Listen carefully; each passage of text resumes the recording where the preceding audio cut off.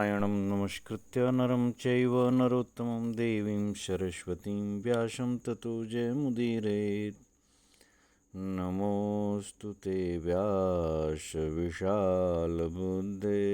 फुल्लारविन्दायतपत्रनेत्र येन त्वया भारततैलपूर्णः प्रज्वालितो ज्ञानमयः प्रदीपः प्रपन्नपारिजाताय तोत्रवैत्रैकपाणये ज्ञानमुद्राय कृष्णाय गीतामृतदुहे नमः।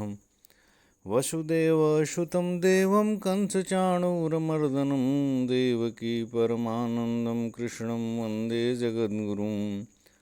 मूकं करोति वाचालं पङ्गुं लङ्घयते गिरिं यत्कृपात्तमहं वन्दे परमानन्दमाधवम्। लेत सदा सुधीदीनकी सहज दया के धाम, जननी जनक राजेश के प्रभु श्री सीताराम। अष्टाधिकशततमोध्याय भगीरथ का हिमालय पर तपस्या करके गंगा और महादेव जी को प्रसन्न करना और उनसे वर प्राप्त करना। लोमसुवाच स तु राजा महेश्वासश्चक्रवर्ती महारथः बभूव सर्वलोकस्य मनोनयननन्दनः। लोमस जी कहते हैं, राजन महान धनुर्धर महारथी राजा भगीरथ चक्रवर्ती नरेश थे। वे सब लोगों के मन और नेत्रों को आनंद प्रदान करने वाले थे। सशुस्राव महाबाहो कपिलेन महात्मना पितॄणां निधनं घोरं प्राप्तिं त्रिदिवस्य च स्वराज्यं सचिवेन्यस्य हृदयेन विदूयता जगामहिंवत्पार्श्वं तपस्तप्तुं नरेश्वर। नरेश्वर उन महाबाहु ने जब यह सुना कि महात्मा कपिल द्वारा हमारे 60,000 पितरों की भयंकर मृत्यु हुई है, तब वे स्वर्ग प्राप्ति से वंचित रह गए हैं तब उन्होंने व्यथित हृदय से अपना राज्य मंत्री को सौंप दिया और स्वयं हिमालय के शिखर पर तपस्या करने के लिए प्रस्थान किया। आरिराध यशुर्गंगां तपसा दग्ध किल्विषः शोपश्यत नरश्रेष्ठ हिमवन्तं नगोत्तमम् शृङ्गैर्बहुविधाकारैर्धातुमद्भिरलङ्कृतं पवनालम्बिभिर्मेघैः परिषिक्तं समन्ततः। नरेश्वर तपस्या से सारा पाप नष्ट करके वे गंगा जी की आराधना करना चाहते थे। उन्होंने देखा कि गिरिराज हिमालय विविध धातुओं से विभूषित नाना प्रकार के शिखरों से अलंकृत है। वायु के आधार पर उड़ने वाले मेघ चारों ओर से उसका अभिषेक कर रहे हैं। नदी कुंज नितंबैश्य प्रासादैरुपशोभितं गुहाकंदर संलीन सिंह व्याघ्र निषेवितम्। अनेकानेक नदियों, निकुंजों, घाटियों, प्रासादों अर्थात मंदिरों से इसकी बड़ी शोभा हो रही है। गुफाओं और कुंदराओं में छिपे हुए सिंह और व्याघ्रों से यह पर्वत सदा सेवित होता रहता है। शकुनैश्च विचित्रांगैकूजद्भिर्विविधा गिरः भृङ्गराजैस्तथा हंसैर्दात्यूहैर्जलकुक्कुटैः मयूरैः शतपत्रैश्च जीवं जीवककोकिलैः चकोरैरसितापांगैस्तथा पुत्रप्रियैरपि। भांति भांति के कलरव करते हुए विचित्र अंगों वाले पक्षी भृंगराज, हंस, चातक, जलमुर्ग, मोर, शतपत्र नामक पक्षी, चक्रवाक, कोकिल, चकोर, असितापांग और पुत्र प्रिय आदि इस पर्वत की शोभा बढ़ाते हैं। जलस्थानेषु रम्येषु पद्मिनीभिश्च संकुलं सारसानां च मधुर्व्याहृतैः समलङ्कृतं किन्नरैरसरप्सोभिश्च निषेवितशिलातलं दिग्वारणविशालाग्रैः समन्ताद्धृष्टपादपं विद्याधरानुचरितं नानारत्नसमाकुलं विशोल्बणभुजङ्गैश्च दीप्तजिह्वैर्निषेवितं क्वचित् कनकशङ्कासं क्वचिद् रजतसन्निभं क्वचिदञ्जनपुञ्जाभं हिमवन्तम् उपागतं स तु तत्र नरश्रेष्ठस्तपोघोरं समाश्रितः फलमूलां विसम्भक्ष्य सहस्रपरिवत्सरान् संवत्सरसहस्रे तु गते दिव्ये महानदी दर्शयामास तं गंगा तदा मूर्तिमती स्वयं। वहाँ के रमणीय जलाशयों में पद्म समूह से भरे हुए वहाँ के रमणीय जलाशयों में पद्म वहाँ के रमणीय जलाशयों में पद्म समूह भरे हुए हैं। सारसों के मधुर कलरव पर्वतीय प्रदेश को सुशोभित कर रहे हैं। हिमालय की शिलाओं पर किन्नर और अप्सराएं बैठी हैं। वहाँ के वृक्षों पर चारों ओर से दिग्गजों के दांत की रगड़ दिखाई देती है। हिमालय के इन शिखरों पर विद्याधरगण विचर रहे हैं। नाना प्रकार के रत्न सब ओर व्याप्त हैं। प्रज्वलित जिह्वा वाले भयंकर विषधर सर्प इस गिरि प्रदेश का सेवन करते हैं। यह शैलराज कहीं तो स्वर्ण के समान उद्भासित होता है, कहीं चांदी के समान चमकता है और कहीं कज्जल राशि के समान काला दिखाई देता है। नरश्रेष्ठ भगीरथ उस हिमवान पर्वत पर गए और घोर तपस्या में लग गए। उन्होंने सहस्र वर्षों तक फल मूल और जल का आहार किया। 1000 दिव्य वर्ष बीत जाने पर महानदी गंगा ने स्वयं साकार होकर उन्हें प्रत्यक्ष दर्शन दिया। गंगोवाच किमिच्छसि महाराज मत्तः किं च ददानि ते तद्ब्रवीहि नरश्रेष्ठ करिष्यामि वचस्तव। गंगा जी ने कहा, महाराज तुम मुझसे क्या चाहते हो, मैं तुम्हें क्या दूं। नरश्रेष्ठ बताओ, मैं तुम्हारी याचना पूर्ण करूंगी। एवमुक्तः प्रत्युवाच राजा हैमवतीं तदा नदीं भागीरथो राजन् प्रणिपत्य कृताञ्जलिः पितामहाचिं मे वरदे कपिलेन महानदी अन्वेषमाणास्तुरङ्गं नीता वैवस्वतक्षयम् अन्वेषमाणास्तुरगं नीता वैवस्वतक्षयम् षष्टिस्तानि सहस्राणि सागराणां महात्मनां कपिलं देवमासाद्य क्षणेन निधनं गताः तेषामेवं विनष्टानां स्वर्गे वासो न विद्यते यावत् तानि शरीराणि त्वं जलैर्नाभिषिञ्चसि तावत् तेषां गतिर्नास्ति सागराणां महानदी स्वर्गं न महाभागे मत्पितॄन् सागरात्मजां तेषामर्थेन याचामि त्वामहं वै महानदी। राजन उनके ऐसा कहने पर राजा भगीरथ ने हिमालय नंदिनी गंगा को हाथ जोड़कर प्रणाम किया और इस प्रकार कहा, वरदायिनी महानदी, मेरे पितामह यज्ञ संबंधी अश्व का पता लगाते हुए कपिल के कोप से यमलोक को जा पहुँचे हैं। वे सब महात्मा सगर के पुत्र थे और उनकी संख्या 60,000 थी। भगवान कपिल के निकट जाकर वे सब के सब क्षण भर में भस्म हो गए। इस प्रकार दुर्मृत्यु से मरने के कारण उन्हें स्वर्ग में निवास नहीं प्राप्त हुआ है। महानदी, जब तक तुम अपने जल से उनके भस्म हुए शरीरों को सींच न दोगी तब तक उन सगर पुत्रों की सदगति नहीं हो सकती। महाभागे, मेरे पितामह सगर कुमारों को स्वर्ग में पहुंचा दो। महानदी, मैं उन्हीं के उद्धार के लिए तुमसे याचना करता हूँ। लोमसुवाच एतत् श्रुत्वा वचो राज्ञो गंगालोकनमस्कृता भगीरथमिदं वाक्यं सुप्रीता समभाषत। लोमस जी कहते हैं, राजन, राजा भगीरथ की यह बात सुनकर विश्व वंदिता गंगा अत्यंत प्रसन्न हुई और उनसे इस प्रकार बोली, करिष्यामि महाराज वचस्ते नात्र संशय वेगम तु मम दुर्धार्यम पतंत्या गगनाद भुवम। महाराज, मैं तुम्हारी बात मानूंगी, इसमें संशय नहीं है, परंतु आकाश से पृथ्वी पर गिरते समय मेरे वेग को रोकना बहुत कठिन है।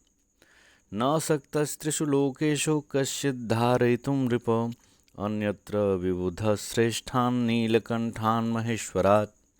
राजन, देवश्रेष्ठ महेश्वर नीलकंठ को छोड़कर तीनों लोकों में कोई भी मेरा वेग धारण नहीं कर सकता। तम तोष महाबाहो तपसा वरदम हरम स तु मां प्रच्युतां देवः शिरसा धारयिष्यति। महाबाहो, तुम तपस्या द्वारा उन्हीं वरदायक भगवान शिव को संतुष्ट करो। स्वर्ग से गिरते समय वे ही मुझे अपने मस्तक पर धारण करेंगे। स करिष्यति ते कामं पितॄणां हितकाम्यया तपसाराधितः शम्भुर्गवाङ्लोकभावनः तपसाराधितः शम्भुर्भर्गवाङ्लोकभावनः। विश्वभावन भगवान शंकर तपस्या द्वारा आराधना करने पर तुम्हारे पितरों के हित की इच्छा से अवश्य तुम्हारा मनोरथ पूर्ण करेंगे। एतत् श्रुत्वा ततो राजन् महाराजो भगीरथः कैलासं पर्वतं गत्वा तोषयामास शंकरं तपस्तीव्रमुपागम्य कालयोगेन केनचित्। राजन यह सुनकर महाराज भगीरथ कैलाश पर्वत पर गए और वहां उन्होंने तीव्र तपस्या करके कुछ समय के बाद भगवान शंकर को प्रसन्न किया। अगृह्णाच्च वरं तस्मात् गंगाया धारणे नृपे स्वर्गे वासं समुद्दिश्य पितॄणां स नरोत्तमः। नरेश्वर तत्पश्चात गंगा जी की प्रेरणा के अनुसार नरश्रेष्ठ भगीरथ ने अपने पितरों को स्वर्गलोक की प्राप्ति कराने के उद्देश्य से महादेव जी से गंगा जी के वेग को धारण करने के लिए वर की याचना की।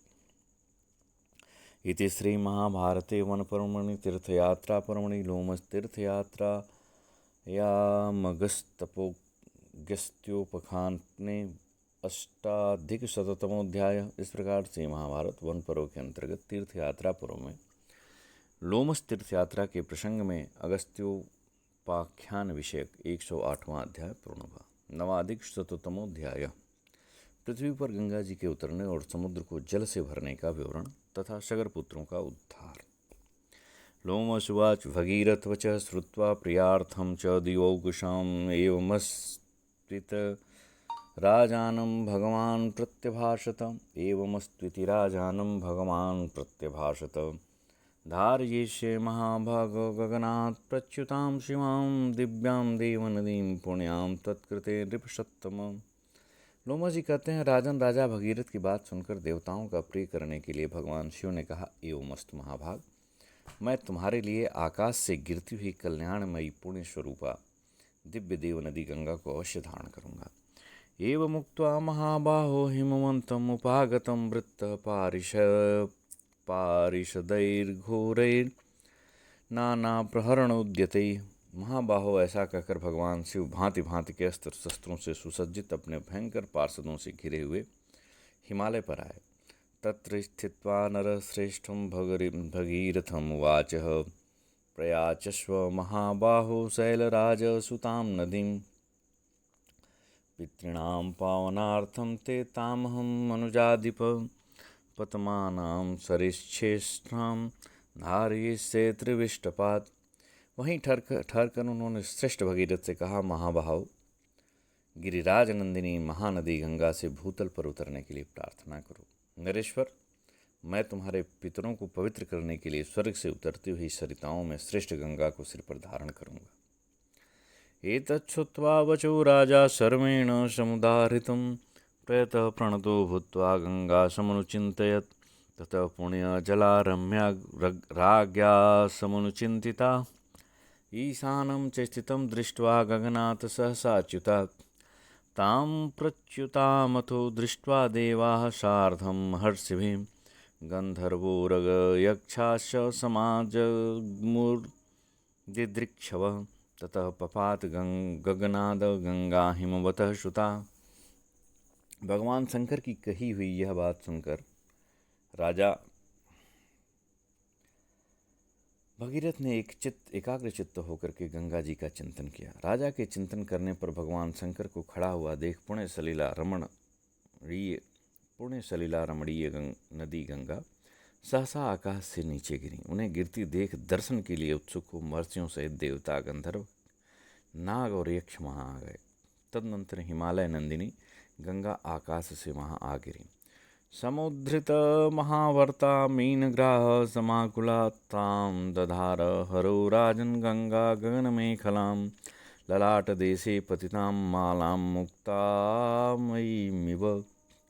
उस समय उनके जल में बड़ी बड़ी भंवरें और तरंगे उठ रही थीं। मत्स्य और ग्राह भरे हुए थे। राजन, आकाश की मेखला रूप गंगा को भगवान शिव ने अपने ललाट देश में पड़ी हुई मोतियों की माला की भांति धारण कर लिया। सा बभूव विसर्पन्ती त्रिथा राजन समुद्रगा फेन पुंजा कुलजला हंसानामिव पंक्तयः क्वचिद् क्वचिदा भोगकुटिला प्रस्खलन्ति क्वचित् क्वचित् साफेन पटसंविता मत्तेव प्रमदाव्रजत् क्वचित् सातोयनिनदैर्नदन्ति नादमुत्तमम् एवं प्रकारान् शुभहून् कुर्वती गगनाच्युता पृथ्वीतलमासाद्य भगीरथमथाब्रवीत्। महाराज, नीचे गिरती हुई फेन पुंज से व्याप्त हुई जल वाली समुद्रगामिनी गंगा तीन धाराओं में बटकर हंसों की पंक्तियों की भांति सुशोभित होने लगी। वह मतवाली स्त्री की भांति इस प्रकार आई कि कहीं जो सर्प शरीर की भांति कुटिल गति से बहती थी और कहीं कहीं ऊंचे से नीचे गिरकर चट्टानों से टकराती जाती थी, एवं श्वेत वस्त्रों के समान प्रतीत होने वाले फेन पुंज उसे आच्छादित किए हुए थे। कहीं कहीं वह जल के कलकल नाद से उत्तम संगीत सा गा रही थी। इस प्रकार अनेक रूप धारण करने वाली गंगा आकाश से गिरी और भूतल पर पहुंचकर राजा भगीरथ से बोली, दर्शयस्व महाराज मार्गम केन व्रजाम्यहम् त्वदर्थमवतीर्णास्मि पृथ्वीपते। महाराज, रास्ता दिखाओ, मैं किस मार्ग से चलूं? पृथ्वीपते, तुम्हारे लिए ही मैं इस भूतल पर उतरी हूँ। एतत् श्रुत्वा वचो राजा प्रातिष्ठत भगीरथ यत्र तानि शरीराणि सागराणां महात्मनां प्लवनार्थं नरश्रेष्ठ पुण्येन सलिलेन च। यह सुनकर राजा भगीरथ जहाँ महात्मा सगर पुत्रों के शरीर पड़े थे, वहाँ गंगा जी के पावन जल से उन शरीरों को प्लावित करने के लिए उस स्थान से प्रस्थित हुए। गंगाया धारणं कृत्वा हरो लोक नमस्कृतः कैलासं पर्वतश्रेष्ठं जगाम त्रिदिशैः सह समासाद्य समुद्रं च गंगाया सहितो नृप पूरयामास वेगेन समुद्रं वरुणालयं दुहितृत्वे च नृपतिर्गंगां समनुकल्पयत्।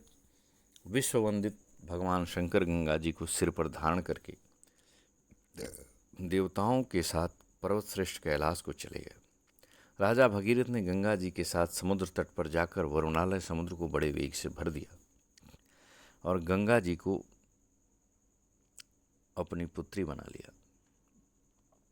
पितॄणां चोदकं तत्र ददौ पूर्ण मनोरथ एतत्ते सर्वमाख्यातं गंगा त्रिपथगा यथा।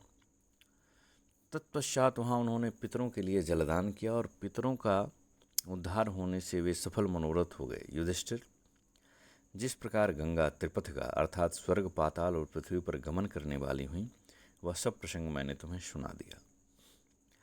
पूर्णार्थम समुद्रस्य पृथ्वीमवतारिता काले याश्च यथा राजंस्त्रिदशैर्विनिपातिता समुद्रश्च यथा पीतः कारणार्थं महात्मना वातापिश्च यथा नीतः क्षयं स ब्रह्मः। हा प्रभु, अगस्त्येन महाराज यन्मां त्वं परिपृच्छसि। महाराज, समुद्र को भरने के लिए ही गंगा पृथ्वी पर उतारी गई थी। राजन, देवताओं ने काली नामक दैत्यों को जिस प्रकार मार गिराया और कारणवश महात्मा अगस्त्य ने जिस प्रकार समुद्र पी लिया और उन्होंने ब्राह्मणों की हत्या करने वाले वातापिक नामक दैत्य को जिस प्रकार नष्ट किया, वह सब प्रसंग जिसके विषय में तुमने पूछा था मैंने सब बता दिया। इति श्री महाभारते वन पर्वणि तीर्थयात्रा पर्वणि लोमस तीर्थयात्रायाम् अगस्त्य महात्म्य कथने नवाधिक-शततमोऽध्याय। इस प्रकार श्री महाभारत वन पर्व के अंतर्गत तीर्थयात्रा पर्व में लोमस तीर्थयात्रा के प्रसंग में अगस्त्य महात्म्य कथन विषयक 109वां अध्याय पूरा हुआ। वस्तुतः इस पूरे प्रसंग को अगर हम देखें तो इससे स्पष्ट है कि जब क्रूर कर्मा लोगों में, सबसे पहली बात, क्रूर कर्मा लोगों में संवृत्ति या एक प्रकार के कार्य करने की प्रवृत्ति अधिक होती है और उनका संगठन भी बहुत मजबूत होता है। जैसे सगर के पुत्रों का था, उन्होंने सबको प्रताड़ित कर रखा था, उनका विनाश हुआ और फिर गंगा को धरती पर लाने के लिए प्रयास किया और यह प्रयास एक जन्म में किसी एक व्यक्ति द्वारा सफल नहीं हुआ। राजा दिलीप से पहले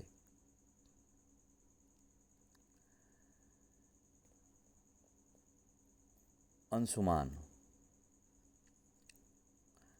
प्रयास की और अंशुमान के बाद राजा दिलीप प्रयास की, दिलीप के बाद राजा भगीरथ प्रयास की। तो देखा जाए तो इस गंगा नदी को धरा पर लाने का कार्य 3 पीढ़ियों में संपन्न होगा। राजा सगर के पौत्र अंशुमान, उनके पुत्र दिलीप और उनके पुत्र भगीरथ, ये तीनों ने मिल करके इस कार्य को किया है। लेकिन चूंकि गंगा जी का अवतरण भगीरथ जी के समय में हुआ